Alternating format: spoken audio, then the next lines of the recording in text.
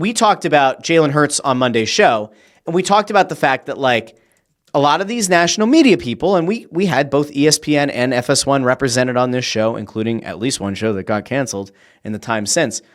But there were some pretty wild takes going on in the national media since Monday's show about Jalen Hurts. And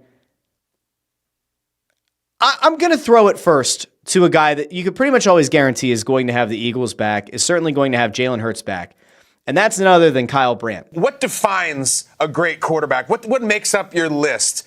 Isn't it when they play their best football against the best opponent on the biggest stage? Because he went up against Chiefs team, and the ball barely hit the ground, and he shredded them, and he posted this big, fat, turgid rating that no one else had done that year. Not Lamar, not the MVP Josh, not Burrow. Jalen Hurts throwing the ball against this Chiefs defense made it one of the worst Super Bowls I've ever seen in my life. And he's right.